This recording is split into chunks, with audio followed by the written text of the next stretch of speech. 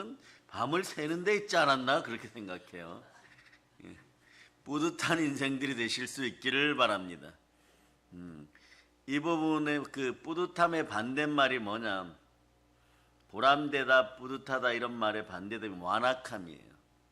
완악함이 부활의 능력에 의해서 제거되기를 바랍니다. 이 완악함을 좀 더 설명하고 갑니다. 여러분들이 특별히 무언가 잘못하지도 않고 교회도 좀 잘 다닌 것 같은데 기도 응답이 더디거나 기도 응답이 전혀 오지 않을 때가 있어요.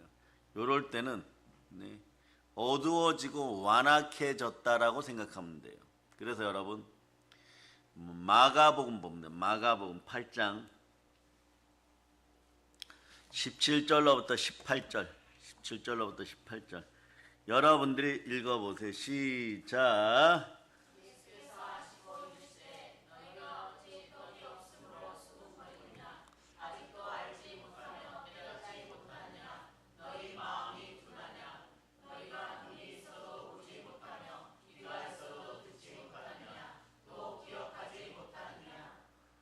여기서 둔하냐가요.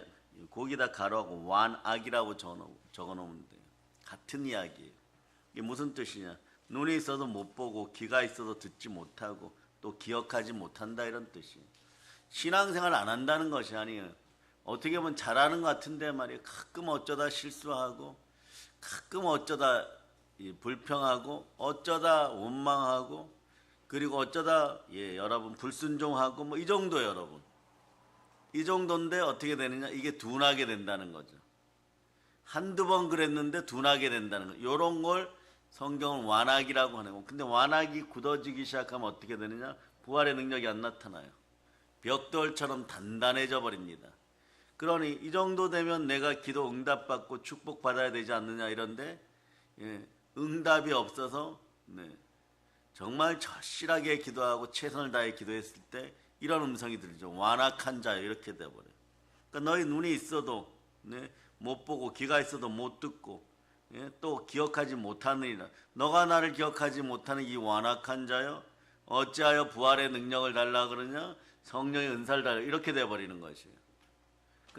이러니까 여러분들은 완악해지지 않기 위해서 늘 살아계신 우리 주 예수 그리스도와 동행 동반하며 성령으로 함께 할 수 있기를 바랍니다. 별거 아닌 것이에요. 자기 이익을 하여 조금 하나님 앞에서 패역하고 많이 하는 것도 아니에요. 조금 반역하고 조금 불평 원망하고 두려워하고 시기에 질투하고 분노하고 약간 불순종했다고 생각하는데 이것이 쌓이기 시작합니다. 그건 진펄과 갯벌처럼 빠져나올 수 수렁이 생기고 그럴 거 굳어지기 시작할 때 이걸 완악이라고 하는 거예요. 이것의 해결 방법은 간단합니다. 성령을 따라 보혈을 뿌리고 덮고 바르면서 말씀 앞에 순종할 수 있기를 바랍니다. 철저하게 회개하고 돌이켜 부활만 바라볼 수 있기를 바랍니다. 부활만 바라보기 시작할 때 열리는 것이에요. 오늘 말씀이 여러분에게 유익이 되기를 선포합니다. 오늘 말씀은 앞부분을 좀 더 보셔야 돼요. 그래서 앞부분 보면 본문 3장 7절로부터 8절 한번 보세요. 7절로부터 8절. 자, 여러분들이 읽어주세요. 시작.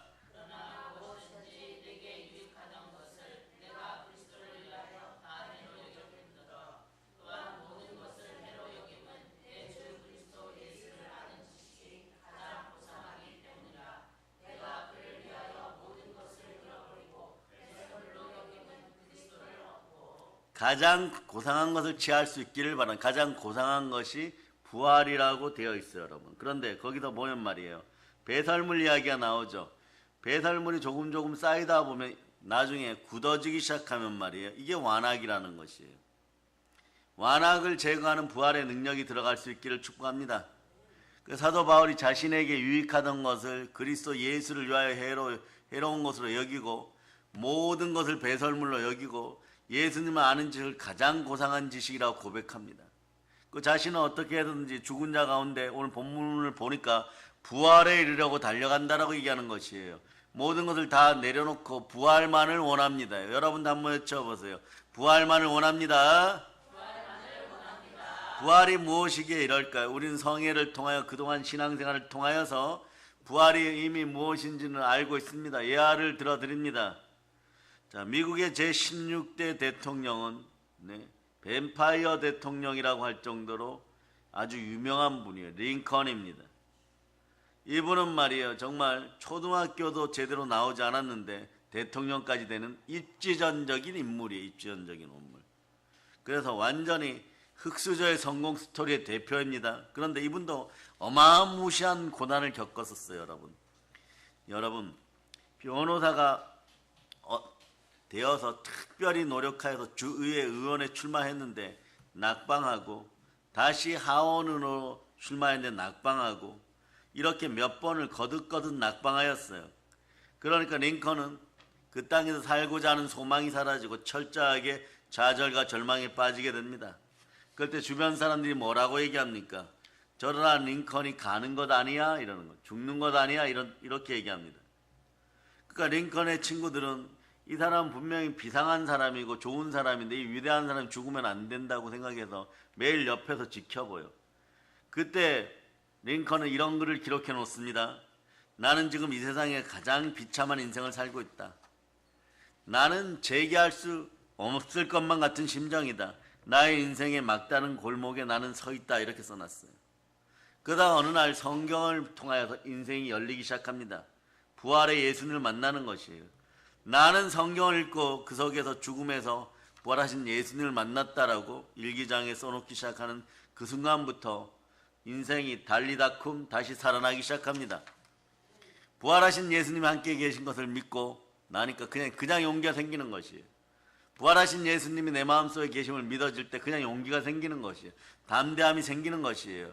그러고 나니까 성령께서 그때 임하는데 우연하게 말이에요, 공화당으로 갈까 민주당으로 갈까 이러다가 말이에요, 그냥 공화당으로 가버렸어요. 입당해버렸어요. 여러분, 이런 것이 은혜의 구조예요. 성령의 구조는 부활의 구조, 은혜의 구조. 여러분도 이런 일이 있어야 돼요. 여기 투자할까 저기 투자할까 했는데 갑자기 지나가는 소리로 어떤 사람이 버스에서 얘기를 하는데 그냥 저기에 투자하자 이러고 투자했는데 그것이 대박나는 인생, 그것이 부욕해 되는 인생. 예를 들어서 그렇다는 것이에요. 그런 인생들이 은혜의 인생이라는 것이에요. 그래서 훗날에 공화당에서 대통령 후보 지명을 받아가지고 대통령으로 당선되고 전 세계 흑인들의 영원한 사랑의 아버지가 되는 거죠. 흑인 노예들 다 해방시켜버립니다. 링컨은 대통령을 되고자 하여 된 것이 아니라 모두 실패하고 좌절하고 낭망하였을 때 부활의 영이 임하는 것이에요. 부활의 능력이 임하는 것이에요. 은혜의 구조가 되는 것이에요. 우리 어린 자녀들에게도 그런 은혜의 구조가 되기를 바랍니다. 서기에게도 그런 구조가 되기를 바랍니다. 그러니까 우연히 갔는데 복의 자리인 것이에요. 그럴 때 여러분들이 행운이다 이러는데 행운이 그냥 은혜 가운데 있기를 바랍니다. 은혜의 구조가 되기를 바랍니다. 그러니까 어떻게 되느냐, 그런 것이 바로 부활의 구조예요. 링컨을 대통령으로 만든 사건은요, 사실 부활의 예수님 살아계신 주를 만난 사건이라고 하면 거의 동일선상에 있습니다. 부활의 역사는 왜냐하면 죽어가는 인생을 소생시키기 때문에 그러는 것이에요. 사람으로서 가장 어리석은 사람은요, 죽음이 모든 문제의 해결이라고 생각하는 사람인 것이에요. 이런 사람은 자신에 대한 우상 숭배자입니다. 여러분들이 여러분 자신에 대해서 우상 숭배를 하고 여러분들이 자격이 되지 않는데 스스로 높아지면 여러분 마음속에 제일 먼저 들어오는 것이 뭐냐? 여러분 이걸 알아둬야 돼요.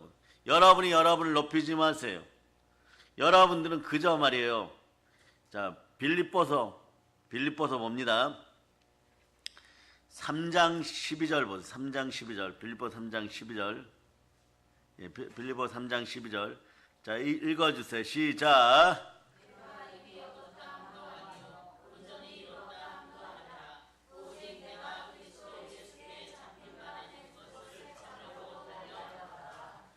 예수 그리스도와 동행 동반하고 잡힌 바 되어서 부활만 바라볼 수 있기를 바랍니다. 그리고 여러분 자신을 낮추시기를 바랍니다. 그래서 야고보서 4장 10절로 가십니다. 이 구절에서 야고보서 4장 10절로 가요. 그냥 연결해가지고 읽어주세요. 이럴 때 하나님이 여러분을 높여주십니다. 자, 시작.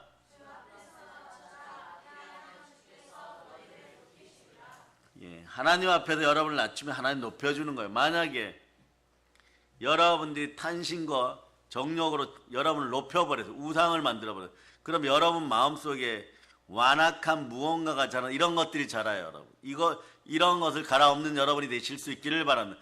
골로새서 3장 5절로 보세요. 골로새 3장 5절. 자, 읽어주세요. 시작.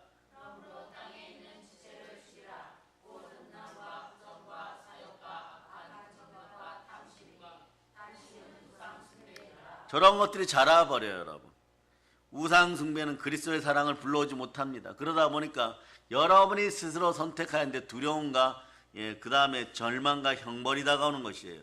그런 이런 우상 숭배자들의 입에 달고 사는 말이 있어요. 그건 뭐냐, 자신이 무엇을 하다가 넘어지면은 죽으면 그만이라는 말을 자꾸 사용하기 시작합니다.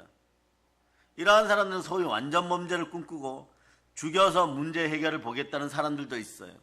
얼마나 어리석은 사람들인 것이. 그런가 하면 나 죽으면 그만이라는 사람도 있습니다. 이건 자기 회피형이죠. 이런 사람도 어리석은 사람이에요. 죽음이 끝인 것처럼, 죽음이 모든 문제의 해결인 것처럼 생각하는 사람들, 입버릇처럼 말하는 사람들은 참으로 위험한 사람들입니다. 죽음이 끝이 아니에요. 부활장으로 갑니다. 고린도서 15장 32절 보세요. 고린도전서 15장 32절. 자, 여러분 읽어주세요. 시작.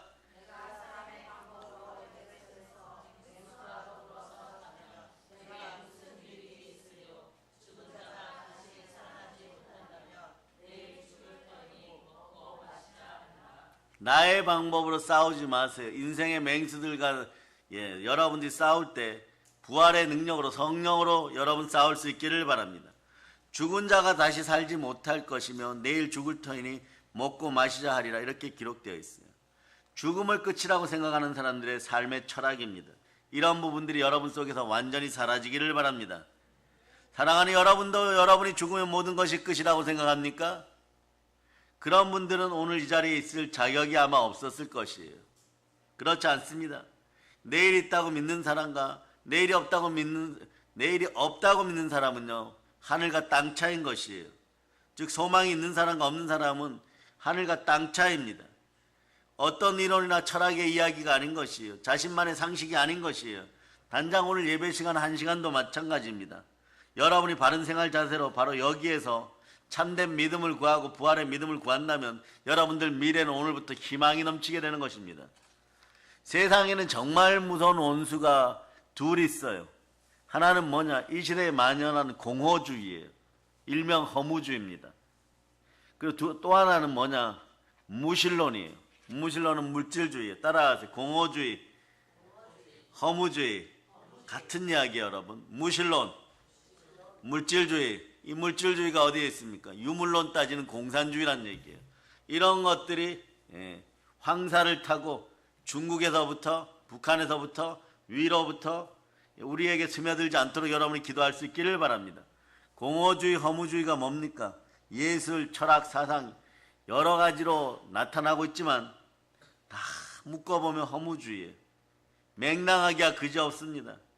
어렵게 오랫동안 한 공부의 결론이 허무하게 끝나버려요. 무엇으로요? 지역 백성으로. 사람으로서는 그거밖에 더 생각할 수가 없는 것이에요. 여러분 많은 학문도 예수 그리스도가 없으면 성경은 뭐라고 얘기합니까? 많이 배워서 받은 박사학위도 예수 그리스도가 없으면 어떻게 됩니까? 초등학문인 것이에요. 초등학문은 우리를 우상 잡류를 만들어버려요. 여러분 마음속에 음란과 부정과 사욕과 탄신과 악한 정력은 우상, 이걸 만들어버린다는, 얼마나 공허합니까? 하버드에 가서 박사학위 받아왔는데, 줄리어드에 가서 상 받아왔는데 말이에요. 그런 일이 벌어진 거예요. 영국의 옥스퍼드 가가지고 말이에요, 박사학위 2개 받아왔는데 허무해요.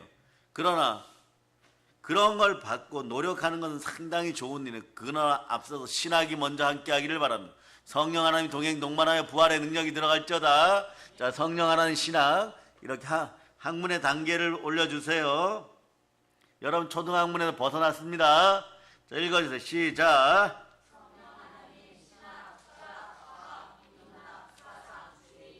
그래서 여러분 신학을 이미 여러분 말씀을 통하여 보고 듣고 배웠기 때문에 여러분들은 세상에서 가장 많이 배운 사람들이에요. 가장 많이 배웠으니까 가장 많이 베풀 수 있기를 바랍니다. 어떻게 해요? 오직 성령이 너희에게 임하신 권능을 받고 예루살렘과 온 유대와 사마리아 땅까지 이르러 증명하시기 바랍니다. 내 증인이 되리라.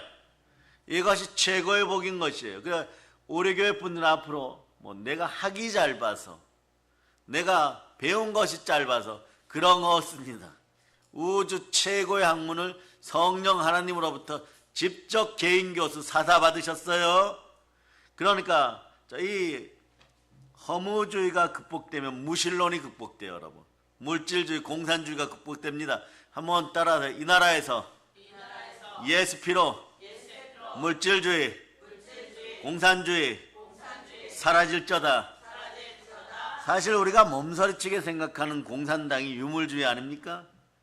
유물주의 사상이 이렇게 무서운 결과를 전 세계에 낳고 있어요. 여러분, 이것을 주장한 사람도 사실 모르고 있어요. 여러분, 공산당은 물질만 따지기 때문에 유물론이라고 그래요. 공산당 물질이면 전부라고 생각하는 가치관을 가진 사람들입니다. 모든 가치관은 그 사람의 인생관에 유래되고 인생관은 그 사람의 내세관에서부터 나옵니다. 여러분의 내생관이 나중에 말이에요, 이 땅에서 고생하였는데 죽으면 지옥이다. 그러니까 죽으면 끝이 아니냐. 이런 것이 공산주의 유물론이에요. 여러분, 결론은 거기에 도착합니다. 이 사람들이 이렇게 얘기합니다. 그냥 돈 많이 가지고 나는 잘 먹고 잘 살고 싶다라고 얘기했어. 이것이 유물론이야 이러지만 그것의 끝은 뭐냐? 우상 숭배하다 결국은 지옥 가는 것이에요. 이걸 여러분이 철저하게 깨닫고 알고 있어야 되는 것입니다. 그런데 기독교인들, 예수 그리스도인의 다음 세상 내세관은 무엇입니까? 우리의 내세관은 말이에요, 기독교인의 내세관은 부활신앙인 것이에요. 그 부활을 그러니까 믿어도 되고 안 믿어도 된다는 이야기가 아닌 것이에요. 부활이 믿어져야 능력과 은혜, 은사와 순종이 나타나게 되어 있습니다. 가끔 교인들 중에서도, 한국 교인들 중에서도 부활신앙만 얘기하면 말이에요, 이것이 한라에서 백두산처럼 먼 것처럼 생각합니다. 그러나 기독교는요, 부활을 빼면 기독교는 없어집니다. 기독교는 부활이 기독교의 심장임을 알아차려야 되는 것이에요. 기독교의 골자 핵심은 부활입니다. 여러분, 이 부활을 놓치지 않기를 바랍니다. 기독교의 신앙은 철학적인 이야기가 아니에요. 추상적인 이야기가 아니에요. 험한 이야기가 아닙니다. 논리적인 이야기도 아니라는 것이에요. 오로지 부활신앙입니다. 부활신앙은 역사적인 사건이고 부활은 실제 사건인 것이에요. 그러니까 십자가 사건 위에 철저하게 예수가 죽으시고 부활했습니다. 이걸 바탕으로 부활신앙이 세워지고 여기까지 왔다는 걸 여러분이 기억하시기를 바랍니다. 만약 우리에게 부활이 없다면 말이에요, 인생 전체가 허구가 되는 것이에요. 허무하게 되는 것이에요. 그럴 때 여러분 어떻게 해야 되나? 예수님께 돌아와야 됩니다. 혼돈과 공허와 흑암이 있을 때 빛이 있으라 하시니 그 빛은 예수 그리스도 얼굴에 있는 빛인 것이에요. 생명빛 가운데 돌아와서 부활의 영으로, 부활에 참여하는 사람들이 되어 무릇 하나님의 영으로 하나님의 아들인 걸 증명하는 여러분 되실 수 있기를 바랍니다. 부활의 영이 함께합니다. 여러분 부활에 참여합니다. 무릇 하나님의 영으로 인도받는 여러분들은 하나님의 아들들입니다. 외치세요. 나는 하나님의 아들입니다. 부활에 참여합니다. 그래서 항상 말이에요, 자유, 평등, 선, 진리, 하물며 사랑, 인내, 화평을 이야기해도 부활이 없으면 다 거짓말이에요. 여러분, 다 썩어 없어진다는 뜻이에요. 여러분, 사랑해야 될 이유가 어디 있습니까? 부활이 없다면 말이요, 사랑해야 될 이유조차도 없어요. 참아야 될 이유가 어디에 있습니까? 네? 빼앗아도 모자란 세상에 무엇을 섬기고 구제한다고 그럽니까? 무슨 전도하고 무슨 말이에요 여러분 선교한다고 그럽니까? 여러분, 누가 어떤 말로도 부활 없이는 진리를 논할 자격조차 없어요. 진리는 부활 안에서 이루어지는 것입니다. 진리는 영원합니다. 진리는 1000년이 지나도 진리인 것이고, 10,000년이 지나도 진리인 것이고, 10만 년이 지나도 진리인 것이에요. 이 능력은 부활 안에만 있습니다. 성령으로 부활을 이야기할 수 있을 때 여러분은 참된 진리를 논할 수 있는 것이에요. 참된 진리 안에 그리스도의 사랑이 있습니다. 참된 진리 안에 보혈의 사랑이 있습니다. 여러분은 예수 그리스도를 통하여 성령으로 참된 진리를 말씀으로 만났습니다. 두 손 높이 들고 외칩니다. 주여, 감사합니다.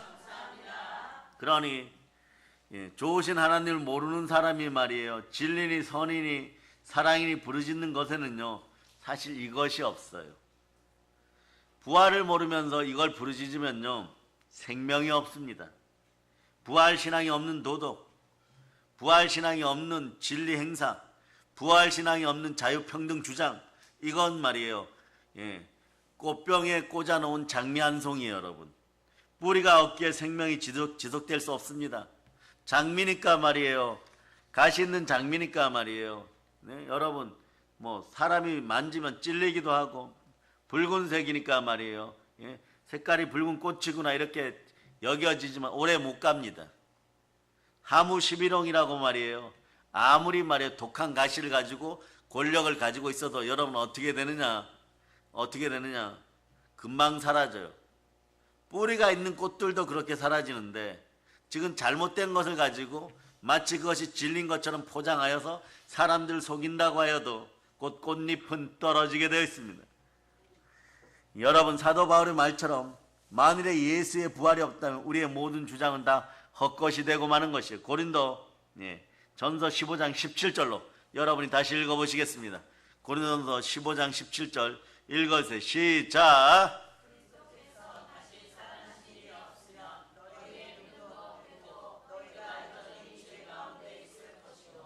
그런 거예요. 여러분, 부활을 부인하고 약간 폐역하고 약간 불순종하고 약간 성김의 도를 어기고 약간 불평하고 원망했을 때 어떻게 된다 그랬습니까? 마가복음 8장 17절에서 얘기하는 건 둔하여지는 것이에요. 그 여러분들이 억울하죠. 사람 생각으로는 말이에요, 이 정도도 못 봐주십니까 하나님, 막 이런 식이 되어버려요. 그런데 말이에요, 성경은 부활을 가지고 그렇게 행동을 하면 너희의 모든 주장은 다 헛것이 되고 만다라고 얘기하는 것이에요. 헛된 인생이 안 되기를 바랍니다. 예수님 부활해서 진리가 영원한 것이 되고 예수님 부활하셔서 사랑이 영원한 것이 되는 것이에요. 그러나 영원한 사랑이, 부활의 사랑이 여러분 속에 들어가면 두려움도 형벌도 완전히 사라지게 되어 있습니다. 그렇지 않으면 모든 외침은 다 쓸데없는 메아리가 되는 것이요. 한번 외쳐보세요. 야호! 이번에 한국 신학자들이 대단한 일을 해놨는데 말이에요. 원래 이스라엘 사람들이 잃어버린 하나님의 이름이 무엇일까요? 할 때 무엇일까요? 야훼라고 우리 그 대부흥사들이 한국에서 많이 사용했죠. 그런데 약간 발음이 틀려요. 여러분 산에 가서 야호 이러잖아요. 그죠? 요것이 신을 부르는 메아리란 뜻도 돼요. 여러분, 그 우리 민족 대단한 사람들이에요. 산에 가서 하나님 막 불러요. 야호 막 이래버려요. 그런데 약간 발음이 틀려요. 여호와 야훼 같은 뜻인데 그런 맥락에서 보면 약간 발음이 약간 틀려요. 이스라엘 사람들에게 한번 그 발음을 히브리어를 써놓고 해보라고 하니까 우리 신학자들이 밝혀낸 단어예요. 야오에 가까워요. 따라해요. 야오. 오늘따라 오늘 지나고 나왔고 야오 하나님 뭐 또 그러고 다니지는 마세요. 여러분, 한국사에서 공식적으로 여호와 또는 야훼라고 합니다. 정통교단이 지켜가고자 하는 것을 말이에요. 또 야오 이러다가 또 야단 맞지 말고 말이에요. 그러니까 여러분 그렇다는 것만 아세요. 근데 산에 가서는 등산하고 야호 하세요. 뭐라고? 여호와 하나님을 부르시, 야훼를 부르듯이 한번 불러보는 것도 괜찮습니다. 이거 아주 중요한 거예요. 이스라엘 사람들도 복원하지를 못했는데 히브리어를 모르는 한글을 아는 한국 신학자들이 몇십 년을 노력하여서 잃어버린 하나님의 이름을 찾아내온 스펠링이 야오처럼 발음이 된다는 것. 새벽제단 나무 이런 것도 알게 되어 있습니다. 그러니까 여러분, 여러분의 메아리는 쓸데없는 메아리가 아니에요. 여러분, 오늘이 있기에 내일을 믿는 것이 아니에요. 잘 들으세요. 내일이 있기 때문에 그냥 오늘 믿으면 되는 것입니다. 여러분은 미래가 있기 때문에 오늘 믿기만 하면 되는 것이에요. 오늘 하루만 살다가 내일 죽자가 아닙니다. 오늘을 잘 사는 것은 말이에요, 내일이 있기 때문이에요. 약속된 미래가 있기 때문입니다. 이것이 오늘의 의미인 것이에요. 오늘의 의미 속에는 부활신앙이 들어가 있습니다. 그러나 여러분 부활만 필요한 것이에요. 예수 그리스도가 부활의 첫 열매가 되신 것은 부활 신앙을 근거하여서 앞으로 살아갈 날이 있다는 뜻이에요. 오늘 여러분들이 믿음과 소망과 사랑으로 믿음으로 몰입하여 살아가면 미래는 부활로 열리게 되어 있습니다. 달리다쿰 한번 외쳐보세요. 달리다쿰. 그러니까 부활이라는 것은 자연현상이 아니라고 했죠. 식물이 싹이 나고 시들고 다시 나는 것처럼 자연적인 생명의 과정이 아니란 말인 것입니다. 부활은 하나님의 창조의 능력이고, 부활은 하나님의 창조의 계시이고, 부활은 하나님의 창조의 사랑입니다. 동물 세계도 볼 수 있는 환생이 아닌 것이에요. 윤회도 아닙니다. 옛것에 대한 훼손이 다시 살아나서 발전하고 뭐 이런 것도 아닌 것이에요. 그냥 부활은 여러분 자체가 변화되는 것입니다. 육의 몸에서 영의 몸으로, 영의 몸이 영화롭게 되어 신령한 몸이 되고 이렇게 변화되어 가는 것이에요. 여러분들은 항상 두렵고 떨림으로 구원의 대업을 이루어가면서 성화되고 영화될 수 있기를 축복합니다. 그러고 부활에 참여할 수 있기를 바랍니다. 옛것의 완전한 죽음이 일어났음을 선포합니다. 여러분의 영은 살아났습니다. 재창조의 역사가 시작되었습니다. 부활은 그런 새로운 차원의 역사인 것이에요. 사람은 말이에요, 죽이는 능력은 있지만 살리는 능력은 없죠. 여러분, 그래서 부활은 죽은 자를 살리는 능력인 것, 이 부분은 창조의 능력인 것이에요. 창조의 능력은 오직 하나님의 능력인 것이에요. 여러분이 부활을 믿기 시작할 때 여러분 속에 창의와 창조의 능력이 나타남을 선포합니다. 그러니까 생명의 역사가 바로 부활인 것이에요. 그러므로 부활된 것이 아니라 예수님은 부활하신 것입니다. 하나님의 창조의 능력을 따라, 성결의 영을 따라 죽은 자 가운데서 부활하신 예수 그리스도가 우리 안에 계십니다. 비겁에 벌벌 떨던 베드로였지만 부활의 진리를 믿게 되는 바로 그 순간 담대하게 되는 것이에요. 위험을 무릅쓰고 이러한 증언을 합니다. 사도행전 2장 32절로 보세요. 사도행전 2장 32절. 사도행전 2장 32절. 자, 여러분이 읽어주세요. 시작.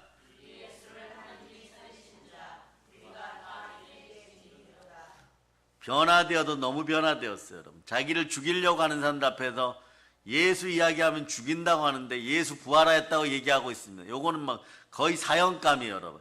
그 사형의 사형감입니다. 사도행전 2장 36절 보세요. 사도행전 2장 36절. 자, 읽어주세요. 시작.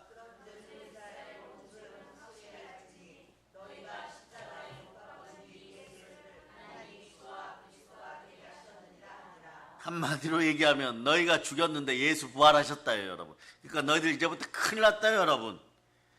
큰일 났다 하니까 정말 큰일이 나버립니다. 38절 읽었어요. 38절. 회개해야 됩니다. 시작.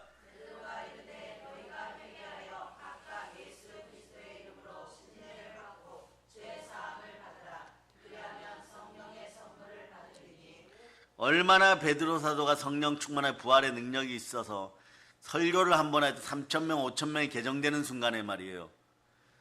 예수님을 십자가에 못 박아 죽였던 사람들 마음속에 성령이 들어와 버렸어요. 그러니까 뭐라고 얘기하느냐. 치킨보다 못한 녀석. 네?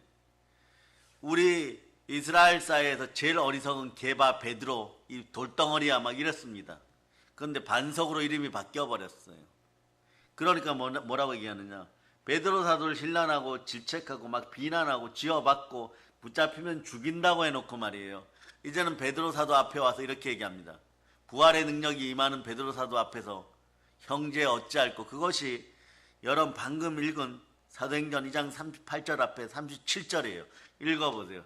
여러분의 인생은 이렇게 역전되게 되어 있습니다. 역전되리라. 부활의 능력이 함께 하면 역전되리라. 자, 읽어주세요. 시작.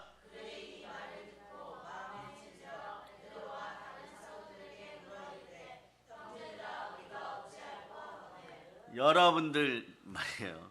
사람들이 여러분들 비판하고 정죄하고 매일 구박하고 협박하고 죽인다고 했다가 상황이 금방 역전되어 가지고 죽고 살리는 문제가 여러분 손에 있어요. 그러면 오늘 베드로 사도처럼 사도행전 2장 38절처럼 정말 그렇게 이야기하겠어요? 이런 관용의 마음이 들어갈 수 있기를 축복합니다. 그러면서 베드로 사도는 그날 이후로 부활 안에 능력이 있다는 걸 알고 계속 전합니다. 그래서 사도행전 3장 13절 보세요. 3장 13절. 자, 읽어주세요. 시작.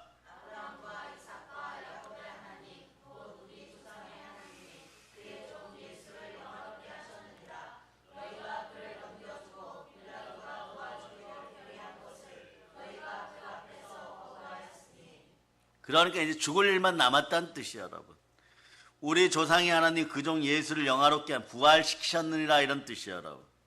그러니까 사람 보세요.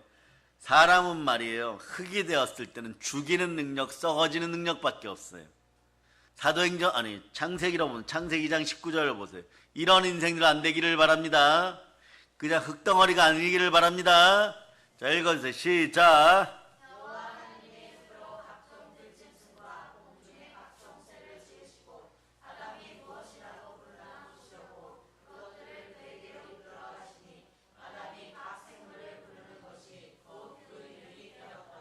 흙으로 각종 들짐승 지을 때 말이에요. 그 전에, 그 다음에 우리를 지으실 때도 우리도 흙으로 지었어요. 흙으로만 남아있어도 안 됩니다. 이런 속성을 가지고 있으면 사람들은요, 예수님만 죽이는 것이 아니에요. 자기 마음도 죽여버려요. 땅도 죽여버려요.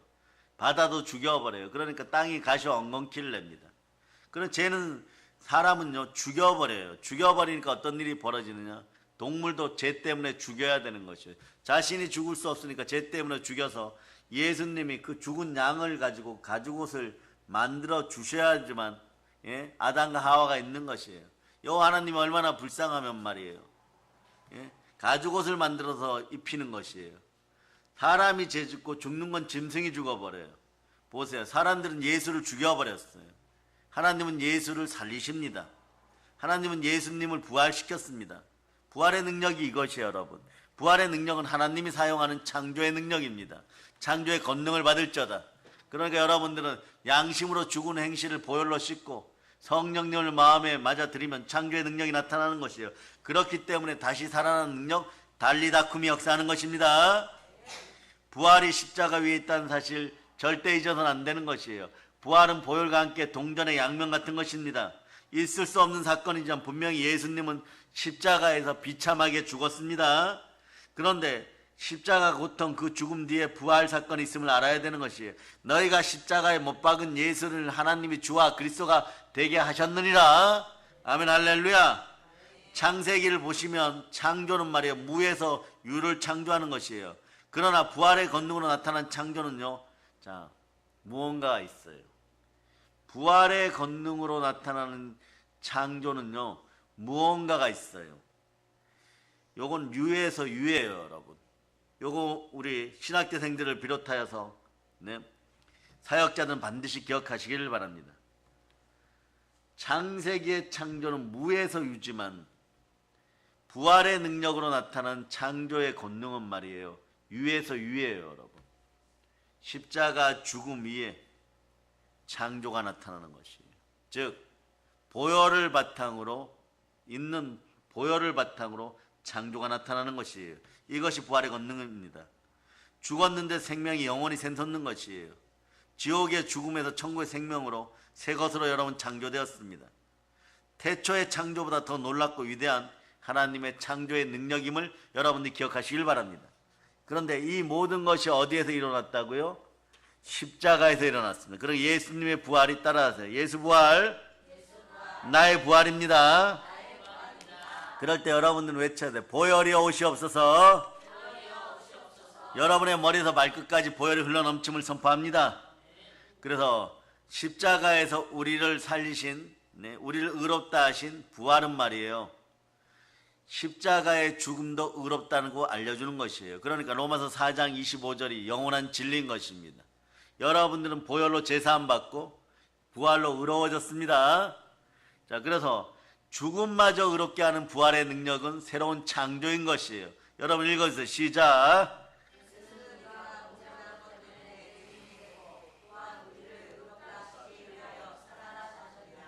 아멘, 할렐루야. 의롭게 우리를 살리셨습니다. 피 흘림이 있어야 사함이 있는 것이에요. 아버지 하나님께서는 그래서 예수 피 앞에 나와서 부활을 믿기 시작하면 우리에게 합격점을 줄 수밖에 없는 것입니다. 하나님 만족하는 피 흘림이 있어야 인류의 죄가 사해지는 것이에요. 십자가 보혈은 말이에요. 하나님의 의가 계시되었어. 특히 어떤 공의가 계시되었어요. 공평합니다. 예수 피가 있는 자리, 예수님이 있는 자리가 평등한 것입니다. 시편 89편 14절 보세요. 하나님의 사랑의 속성 중에 먼저 나오는 것이 공의예요. 여러분들은 무엇을 행하여서 은혜 받은 것이 아니라 영접하여서 믿어서 공의롭게 여러분 구원받았습니다. 자, 읽어주세요. 시작.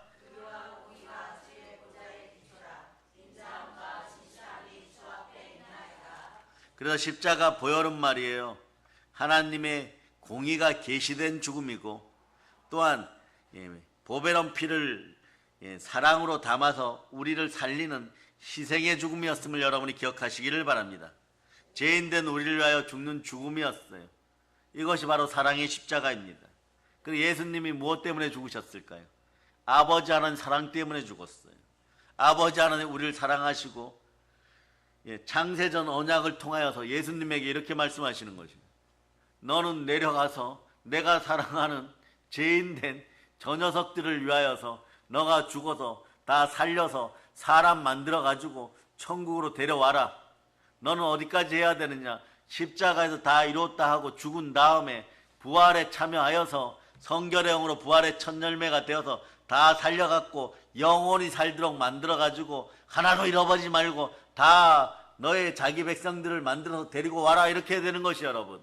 여러분들은 예수 그리스도의 자기 백성임을 여러분이 아시기를 바랍니다. 그래서 마태복음 1장 21절 보세요. 마태복음 1장 21절. 마태복음 1장 21절 시작.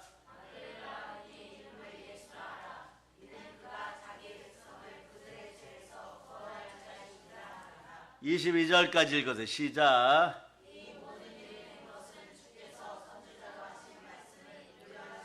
자, 23절까지 갑니다. 시작.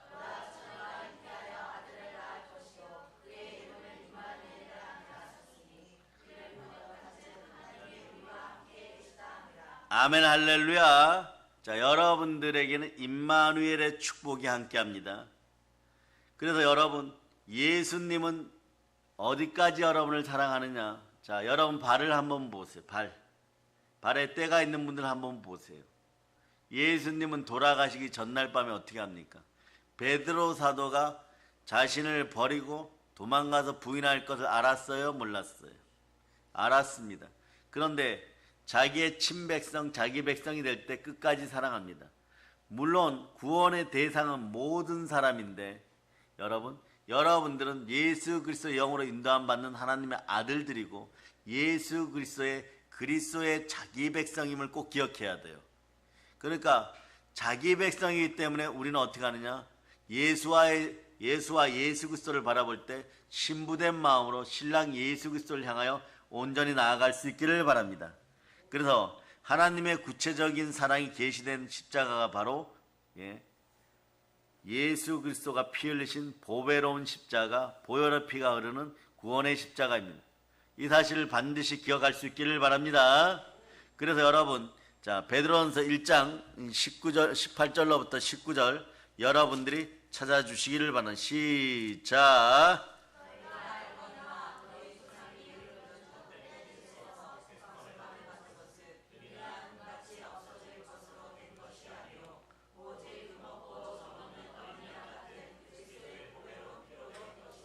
그리스도의 보배로운 피로 여러분들은 아들이 되었어요. 하나님의 아들이 되었어요. 그런데 성령으로 잉태된 예수님하고 동일한 코스를 가게 되어 있습니다. 여러분들이 그냥 예수님만 믿고 영접하였어요. 그랬더니 하나님의 영이 임하시니 여러분들이 하나님의 아들들이 됩니다. 무릇 하나님의 영으로 인도받는 여러분들은 하나님의 아들들인 것이에요. 그런데 여러분 마태복음 1장 21절에 보면 아들 낳으리니 이름을 예수라 하라. 이는 그가 자기 백성을 그들의 죄에서 구원할 자요. 예수님이 나를 사랑하셔서 하나님 말씀에 순종하여 죽으시고 부활하였더니 우린 그걸 믿은 것밖에 없는데 믿을 때도 내 힘으로 믿었습니까? 성령님의 역사하심 속에 말씀에 순종하여 그냥 믿었더니 하나님의 백성 되었어요. 하나님의 아들 되었어요. 원리가 같아요. 원리가 같아요. 우리의 삶에는 부활의 영이 언제나 개입하였음을 여러분이 믿으시기를 바랍니다. 끝까지 여러분들은 부활에 참여함을 선포할 수 있기를 바랍니다. 바울 사도가 이걸 알았기 때문에 나는 부활만 바라본다. 내 아버지가 재벌이어도 조카들 너희들 다 가져라 막 이렇게 되는 것이에요. 왜냐? 바울에게는 아들이 없으니까, 그 영의 자녀들만 있으니까, 뭐 디모데, 디도 이런 분들만 있으니까 어마무시한 최고의 부여를 그냥 너 다 가져라 잃어버린 거예요. 그리고 자기 머릿속에 있었던 석자 교수한테 배운 최고의 지식까지도 그냥 세상에 마구 퍼주고 배설물로 여겨버리는 것이에요. 그러고 자신은 무엇만 하느냐? 성령으로 인도함 받아서 하나님 말씀에 순종하여 죽으시고 부활하시고 제자들에게 나타나시고 부활만 드러내는 것이에요. 그러니까 성령이 그 안에서 역사할 때 모든 말씀이 기억나게 되는 거죠. 오늘 특별히 요한복음 14장 26절로부터 27절 한번 보십니다. 26절로부터 27절. 자, 읽어주세요. 시작.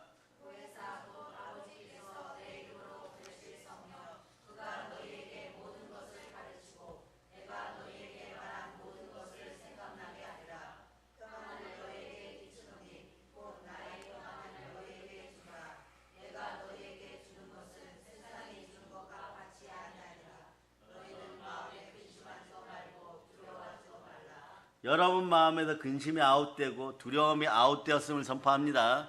그러면 어떤 일이 벌어지냐? 성령님이 함께 했을 때 말씀이 살아나는 사람들, 말씀이 달리다툼으로 살아나는 사람. 그 26절에 다시 읽어주세요. 이런 사람들은 영혼이 잘 되고 범사가 잘 되고 강건하게 됩니다. 자, 읽어주세요. 시작.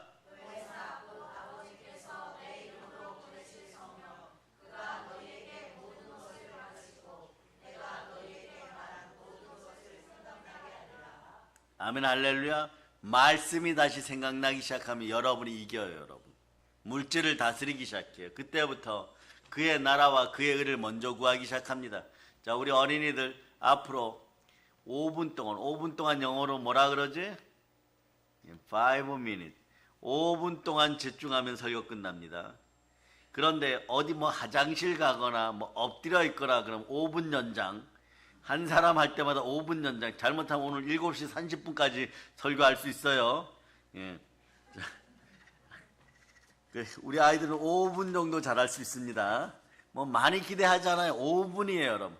그러니까 여러분도 시험에 들지 않기 위해서 5분 정도 깨어있을 수 있기를 바랍니다. 아멘, 할렐루야. 자, 여러분, 그래서 하나님의 구체적인 사랑의 계시가 나타나는 것이 십자가라고 했어요. 그런데 이 죽음은 자발적인 것이었다고 성경은 확실하게 증거하고 있습니다. 예수님은 우리를 위하여 스스로 죽으셨습니다. 나를 사랑하사 나를 위하여 몸짓고 피 흘려 죽으셨습니다. 예수님은 얼마든지 죽음을 피할 수가 있었습니다. 죽지 않을 수도 있었다는 것이에요. 아무리 보아도 피할 길이 여러 번 있었어요. 만약에 예수님이 6월절에 아니 왜 가만히 계시다가 예루살렘으로 올라갑니까? 그냥 그 동네에 있으면 안 죽어요, 여러분. 네? 제사장들에게 말이에요, 갑자기 말이에요, 오병이어의 기적이라도 보여줬으면 안 죽습니다. 빌라도의 목전에서 한마디만 말 잘하고 저 사람들이 얘기하는 거 다 허위고 거짓말이다 이러면은 안 죽습니다. 빌라도가 이것이 납득이 되지 않아요. 내가 너를 죽일 수도 살릴 수도 있는데 왜 말하지 않느냐? 빌라도가 답답해가지고 말이에요, 말 좀 해봐라 막 이러는데도 안 합니다.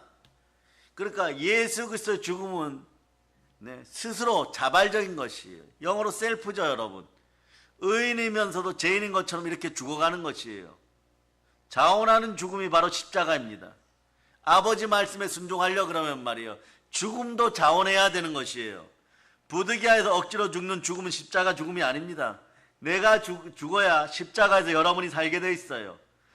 그래서 죽여서 죽는 것이 아니라 예수님은 자신이 죽음을 선택했습니다.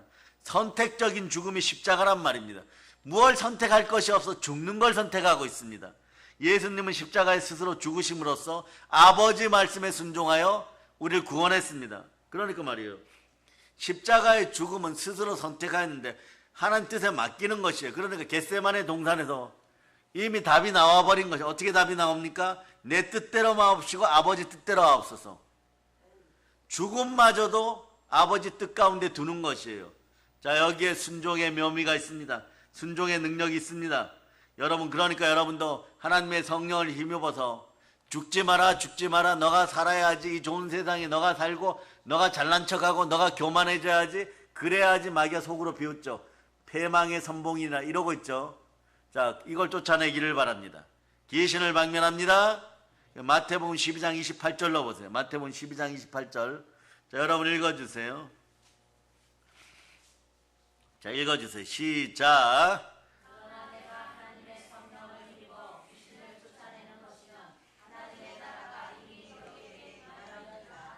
여러분, 순종하기 위해 말씀에 순종하여 죽음마저 자원하는 것이 십자가의 보혈이고, 죽음마저 자원하여 승리한 표시가 부활이라는 것을 기억하시기를 바랍니다. 깨끗이 내 생명을 맡길 때 그 맡김의 결과가 십자가로 주어졌어요. 안 죽는다는 거 아니에요, 여러분. 깨끗이 맡겨갖고 십자가에 올라가서 안 죽는다는 거 아니에요. 못 박혀 더 처참하게 죽습니다. 그런데 하나님의 뜻이 온전히 이루어지는 순간이에요. 그 역사가 십자가인 것이에요. 순종이 최고의 답이고 십자가에 다 이루었다고 하시면 누가복음 19장 30절로 보시기 바랍니다. 누가복음 19장 30절 찾으셨어요? 자, 여러분 읽어주세요. 시작.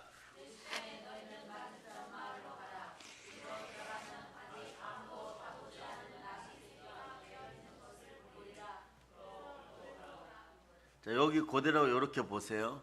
여기서는 종려나무 주일에 겸손한 나귀를 타고 들어갔어요. 그러니까 나귀는 순종의 대명사라 그랬죠. 여기다 밑줄 그으세요.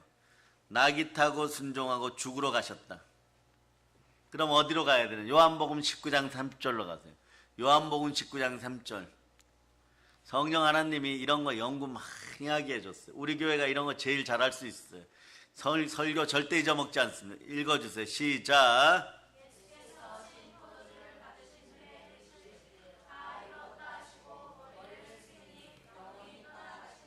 거기다 적어놓으세요. 겸손한 나귀 타고 오셔서 죽으시고 다 이루셨다. 그렇게 적어놓으세요. 겸손한 나귀 타고 오셔서 죽으시고 다 이루셨다. 이게 종려주일에서부터 여러분 십자가의 죽음까지 다 이루어지는 것이에요. 그러니까 누가복음 19장 30절에서 요한복음 19장 3절로 가면 이게 다 이루어지는 것이에요. 또다시 여러분은 설교 한 편을 완성하셨습니다. 그런데 이 십자가의 죽음은 어떤 죽음이에요? 예수님은 의인이신데, 흠도 전도 없으신데 나를 위해 죽으셨습니다. 십자가의 죽음은 죄인된 나를 위해 죽는 죽음이에요.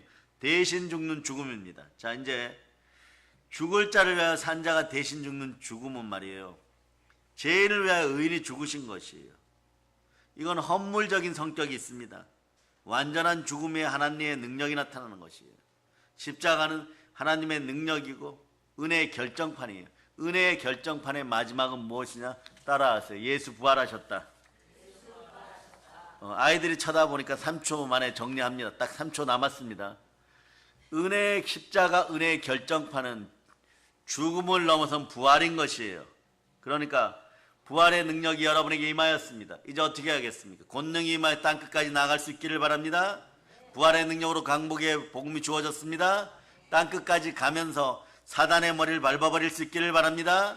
가난의 저주는 자연히 떠나갔음을 선포합니다. 부활의 능력으로 이 나라가 거룩하게 되고 여러분의 거룩한 나라를 확장하시기를 바랍니다. 그러나 여러분 이제 광복의 복음이 있으니까 부활의 능력을 따라 부활의 복음을 전하면서 세계를 정복하여 영혼이 잘되고 범사가 잘되고 강건한 사랑의 능력 교회 성도들 다 되심을 믿습니까? 이 모든 복이 여러분의 복임을 선포합니다. 모든 걸 예수님이 이루어 전합니다. 보혈로 인칩니다. 자, 밤새도록 은혜를 베푸신 하나님께 영광의 박 돌리겠습니다. 자, 찬양팀 나오시기를 바랍니다. 하나님 드린 헌물 위에 기름 부어주시고 은혜의 은총을 베풀어 주시고 성령으로 이기게 하시니 감사드립니다. 드린 헌물 위에도 아브라함과 이삭과 야곱의 축복을 더하시고 다윗과 요셉 창고의 복을